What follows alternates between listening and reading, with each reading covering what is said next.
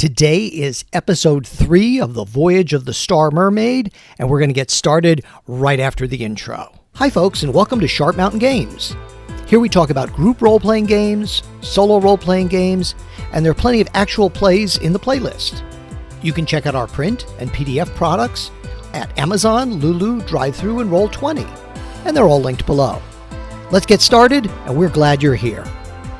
Today's game uses Streamlined Superheroes, which I wrote and is available on Drive-Thru RPG for $2.99 as of this recording, and I'll have a link below. But now it was designed more as a superhero system, or definitely as a superhero system, but I think that it really easily can be adapted to other genres, and the genre that we're playing this one in is space fantasy. So it's kind of like a Spelljammer / Starfinder sort of Star Trek mashup. So let's introduce our characters and then we'll get started here. So we have Sunday Roamer, who is our halfling character, and he is a planetary scout, and he's basically the protagonist of this whole thing. I'll just go in the order I find. This is Dr. Heath, who kind of functions as our natural philosopher, so sort of the wizard and healer and the doctor also. Tashara, who is our elven second in command of the ship, so she's the one who gets sent down on a lot of missions, very good with diplomacy and things like that.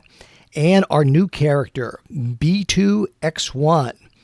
Now, if you've watched the first 2 episodes, and I'll have them linked down below, you'll know that they were going on a mission to try to find these gems that would, crystals, the crystals of life that would help bring B2X1 basically to life. This Dr. Higgs wanted to try to animate these constructs. And we're going to assume that that happened all, between episodes because we don't want to bog down too much. And B2X1 is now a valued member of the crew. He has some sentience and he's decided to stay, and he definitely wants to explore and learn all he can. And because he's made of metal, he is really a tank here. He is really a solid fellow.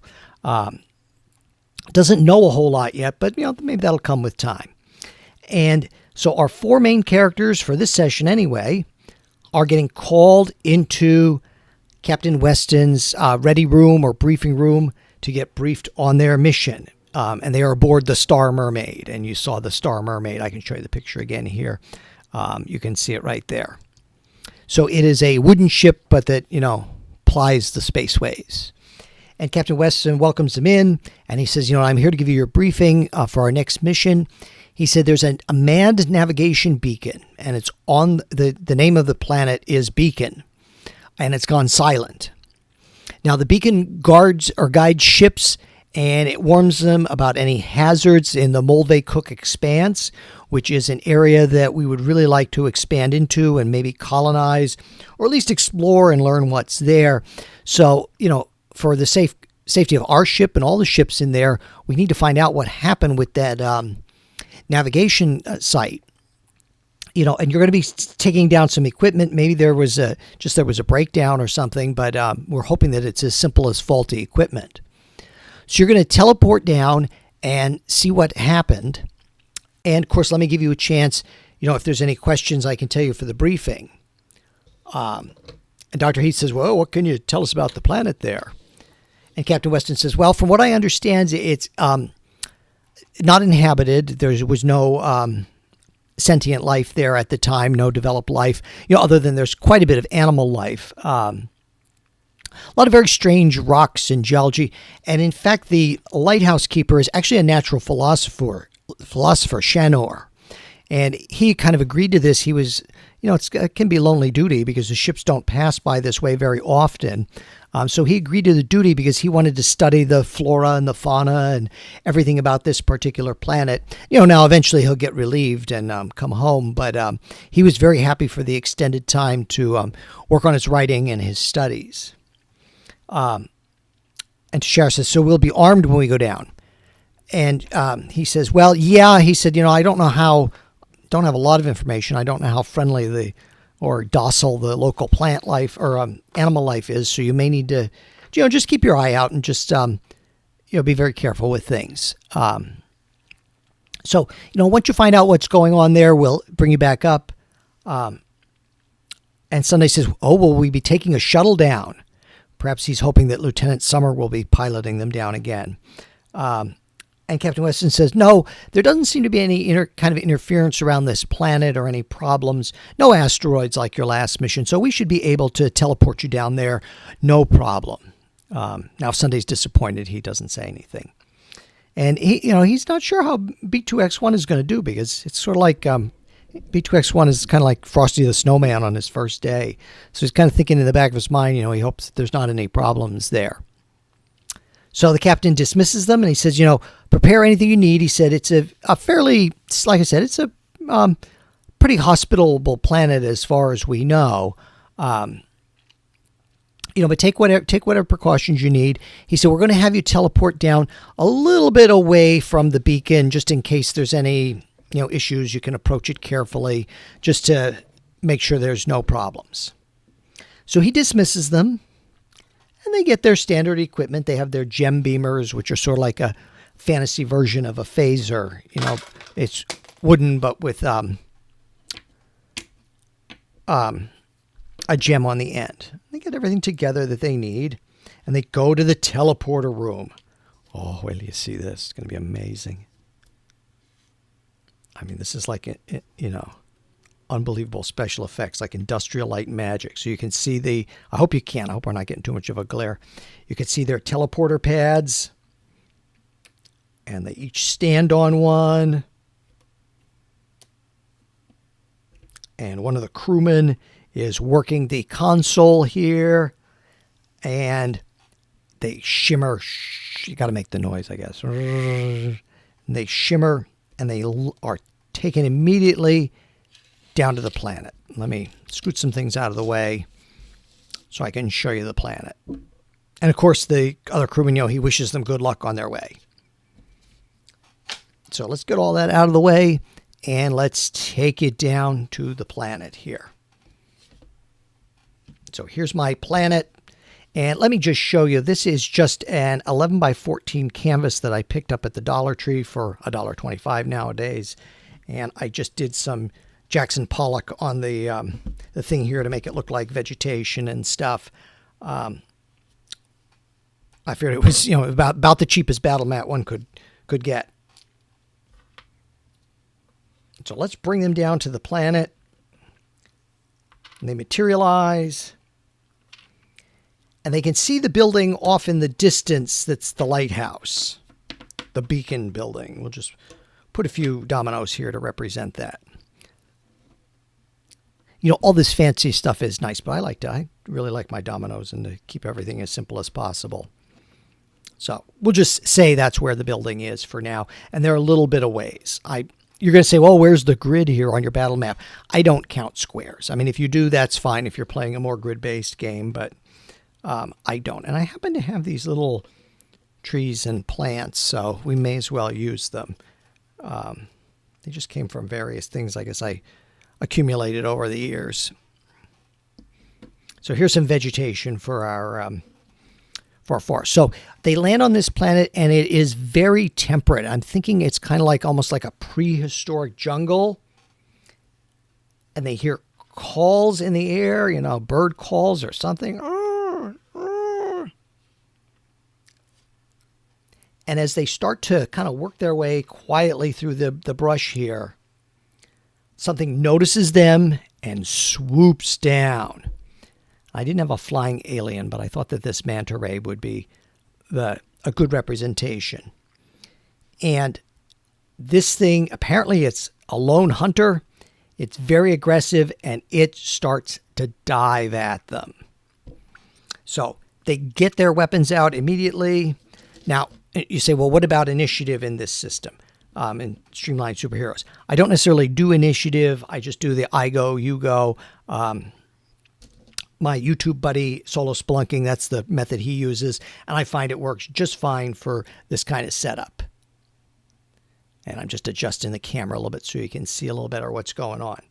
So we're going to have Sunday go first. He sees this thing coming. It's much bigger than him. It's maybe about 8 to 10 feet in its wingspan. So he gets out his gem beamer, and he is going to fire. So we have a D20, and he's going to get to add his dexterity to that, which is +2. He needs a 10 or better. Let's see. His skill or his effect dice is a D8. So he could do up to D8 damage. But the thing is coming at him. The thing is also +2. We'll use the yellow die.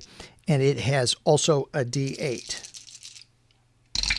So it is trying to bite at him. No, he doesn't hit. No way. But the thing kind of snaps the tail with him and does do, or kind of bites at him and does do some damage and swings his tail kind of at some of the other characters. So it gets a tail attack also, possibly on Dr. Heath. So Dr. Heath is going to go. Now, Dr. Heath is not as good with his gem beamer there. So I think because this thing is, he's much more into melee combat. He's a two-fisted doctor. He is going to try and do like, maybe a karate kick or something at it. That's a D6 for him. And let's see what happens here. Oh, he misses, and the thing hits him with the tail. Now, the tail, it's interesting. It doesn't cause any damage to him, but what it does is it kind of shocks him and almost a paralysis.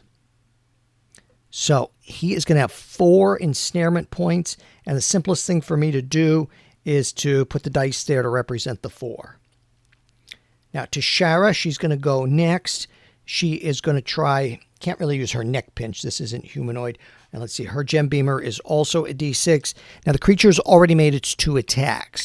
So it is not going to get to attack anymore.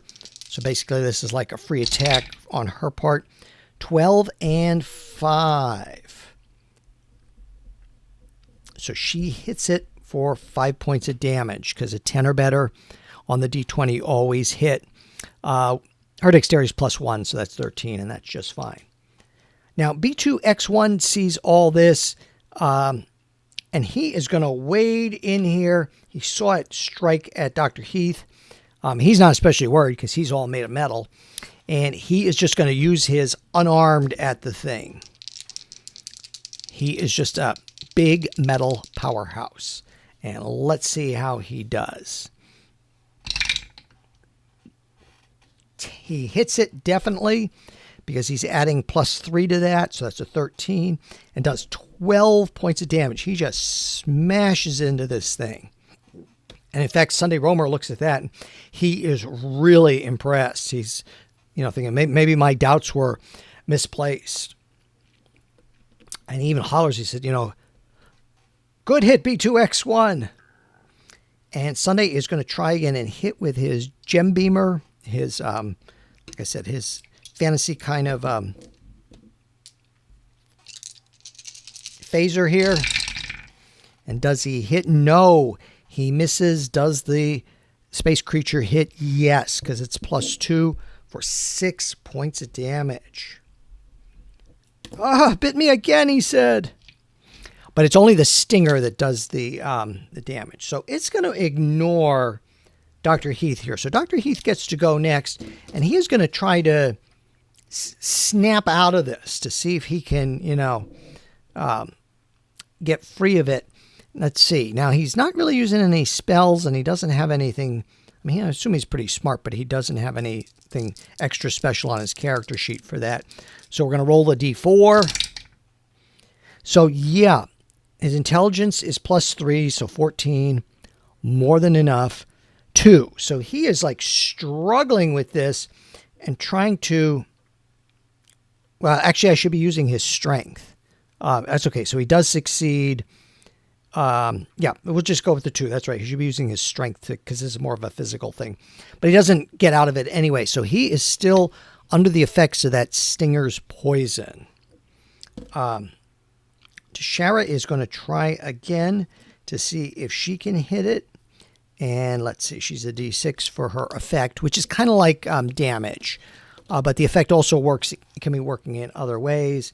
I'm going to say the creature is smart enough.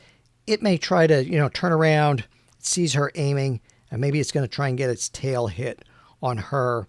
Let's see how that goes. Oh, she misses. And do I miss? Yes. Or the creature misses. So nothing happens there. And B2X1, again, he runs over and you hear his legs pumping, clank, clank, clank. And just is going to try to smash into that thing again. And does he? Yes, for 4 points of damage. So this creature is really, really beat up. Now, okay, new round. So Sunday's going again. And D8.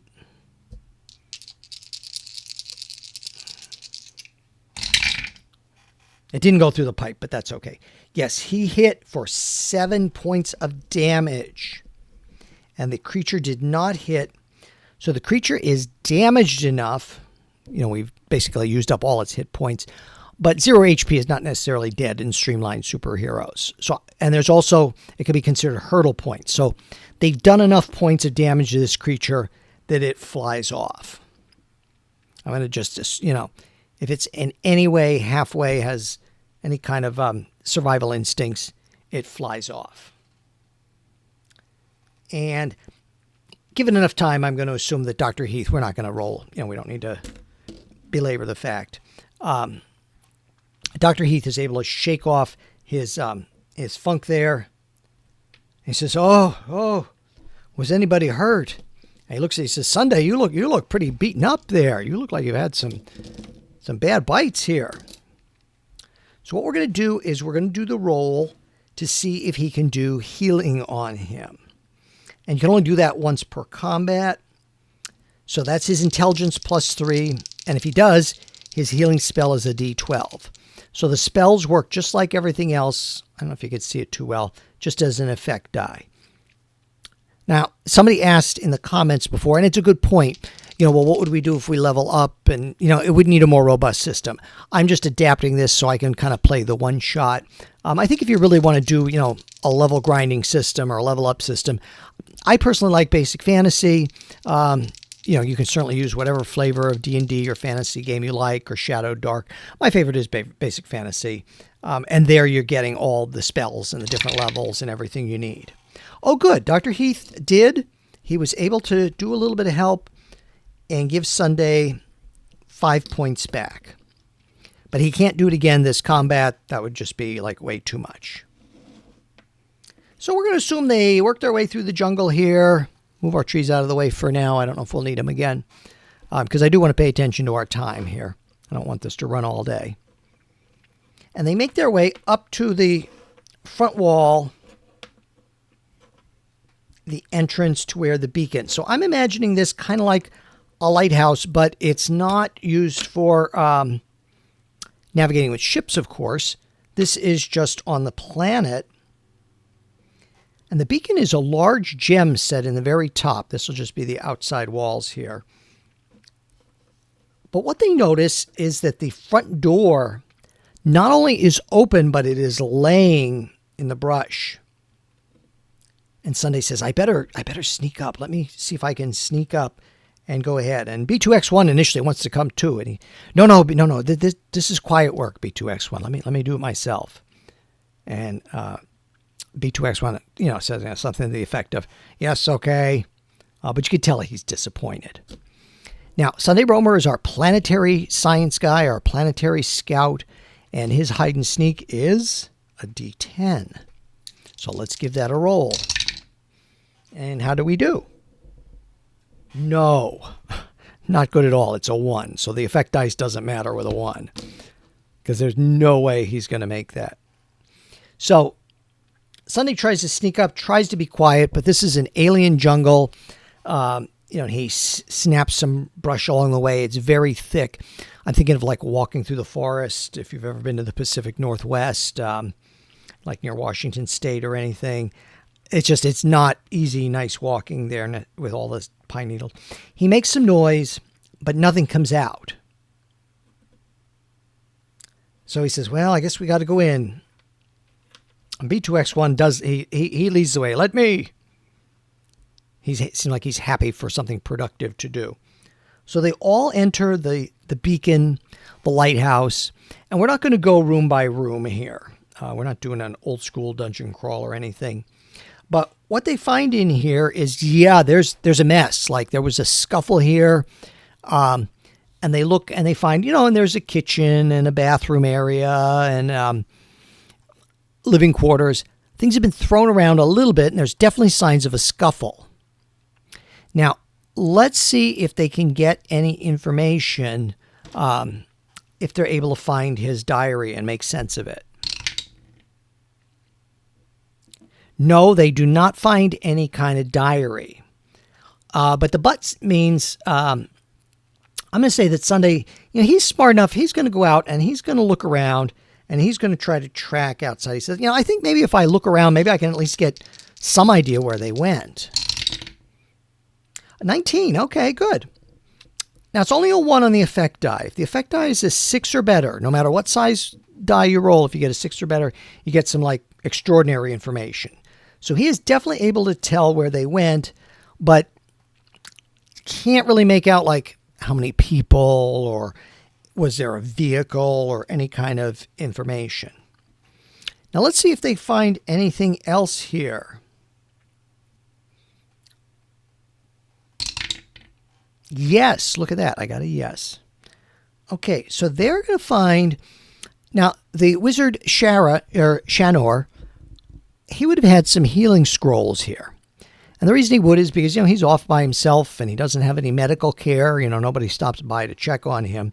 So we're going to do a 1d3 to see how many he has. I'll just roll a d4 and re-roll any 4s. 3. Oh, look at that. That's pretty good. So there were 3 healing scrolls in here.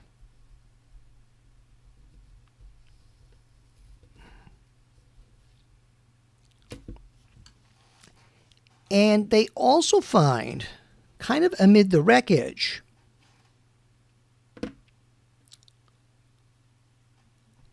a small thing, kind of like B2X1, but smaller. I'm thinking about Herbie from the Fantastic Four movie or the old cartoon, if you remember.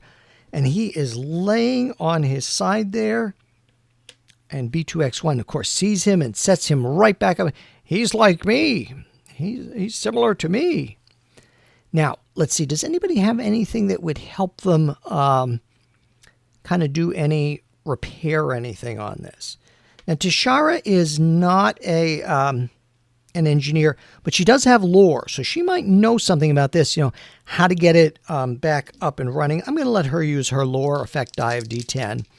She has a +2 to her intelligence. Yeah, 16, fine. And look at that 8. That's an exceptional success. So she is able to basically reactivate this this construct.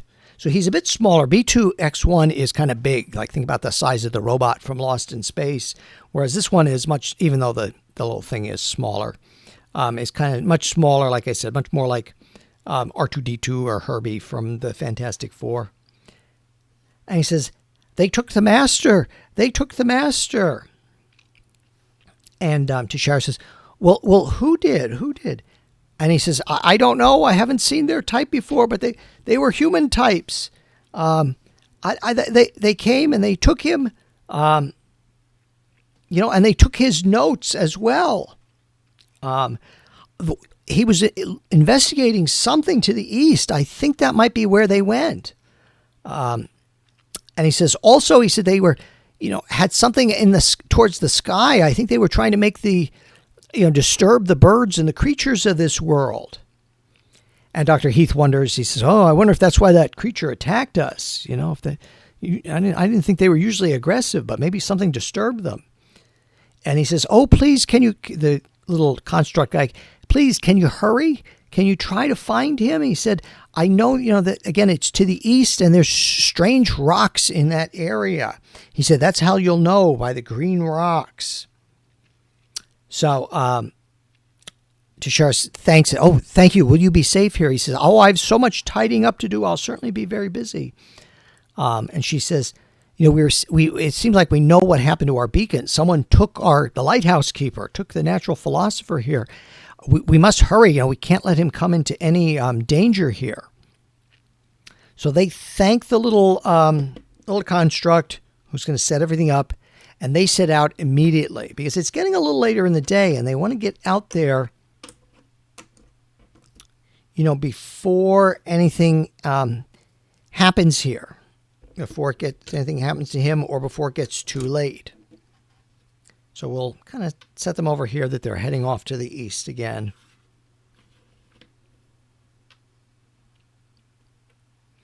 And they travel for some time. Like this takes them almost to sunset. Let's assume it takes them almost to sunset. And when they get there, they start to recognize with the rocks. So let me see, I have some green rocks. I didn't make them specifically for this, but I think they kind of work.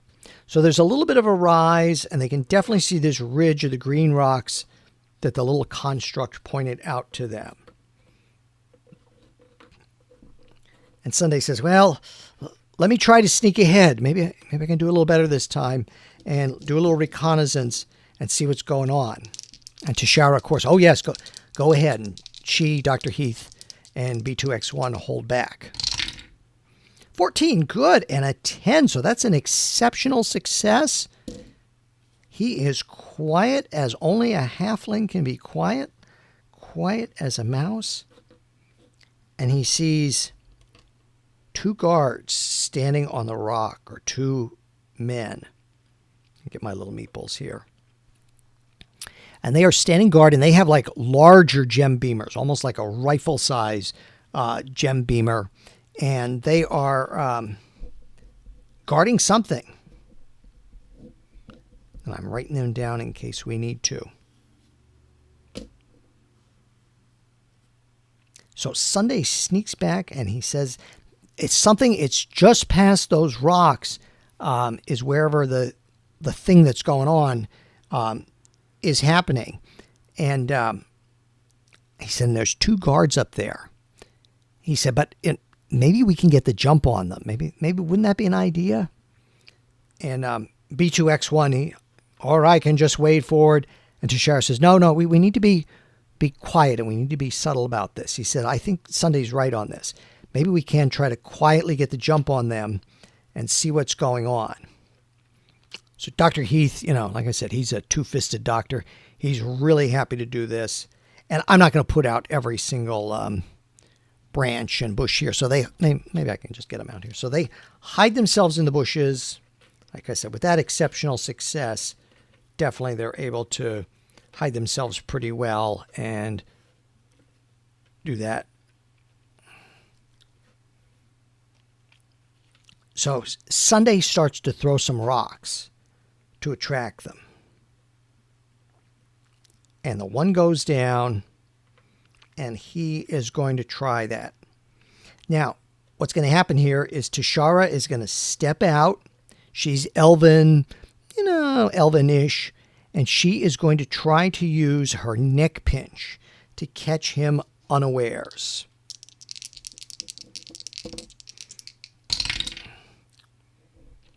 Eight. Now her dexterity is a +1. No, so she is not able to do that. So he says, what? So combat is going to ensue here, and he calls his buddy, get down here. And he rushes down, rifle at the ready. Okay, so we're going to go around, and just as always, so Sunday is going to try to get him with the gem beamer. He doesn't have any, not that he can't do physical combat, but it would only be a D4. So he is going to try to shoot at him. He has a +2, and the other fellow is going to use his dice. We'll try to resolve this all at once here. 16, so that's good. And the other guy misses, and 3. Now they have these set to basically a stun setting. They're not trying to, they're not usually always trying to go in, with full death mode. And Dr. Heath is going to rush in as well. He is going to try to club this guy on the head. Oh, and Dr. Heath hits, but the The other guard does not. Okay, now we'll do Tashara here. She tried her neck pinch, so I'm going to say she can't act this round. That's going to be her action. But he is going to try to shoot at her with his gem beamer there. In fact, maybe he's even swinging it, like, you know, trying to hit her with the butt of the rifle because they're in close together. I'm going to just say it does the same damage. If he hits. Oh, he does not. They are really lucking out. So he can't attack anymore, but B2X1 comes in, and that's my commander. And let's see, he's using his unarmed, which is a D12. Yeah, oh, look at that, 12 points of damage. He knocks this guy out. One hit, he clubs him and knocks him out. And the sheriff says, thank you, thank you. Now, let's see, we'll do a gem beamer here from Sunday Roamer. And let's see how that is going to work. Let's see, I think that's a D8 for him. Yep. But the other guy is still firing. And they both hit. So Sunday only does 2 points of damage. You know, just like standard hit points and all that. But the other guy gets a solid hit on Sunday with that gem beamer. And Sunday kind of, you know, he recoils back. Ugh, he got hit. And Dr. Heath says, that wasn't very gentle of you. And he comes in and is going to try to take a poke at him. 17 for 6. He knocks him out.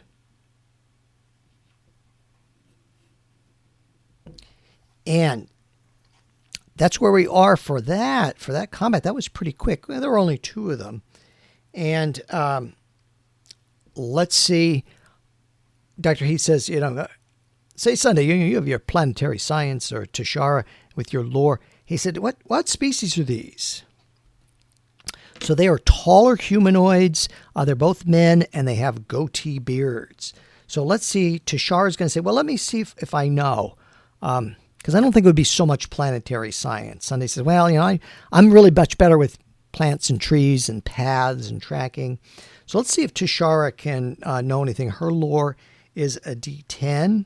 So she's searching back in her memory to see if she knows anything about these people. No. She says, no, this is a species at least I don't remember or I've never encountered before. She said, but I wonder why they took the wizard. I wonder why they took Shanor. And I hope we didn't alert anybody beyond those rocks. But that's where we'll have to go and see. And I think that's a really good place to end the episode, because if we do another encounter, that could be quite... I have some other things planned, but it might just drag out the video too long. I want to try to keep it a reasonable length. And I want to just stop and at the end here, just thank you so much for watching. I really, really appreciate it. I hope you like these characters. I'm really having a good time with these characters and this little mini campaign. And we will see you in the next video. Thank you again.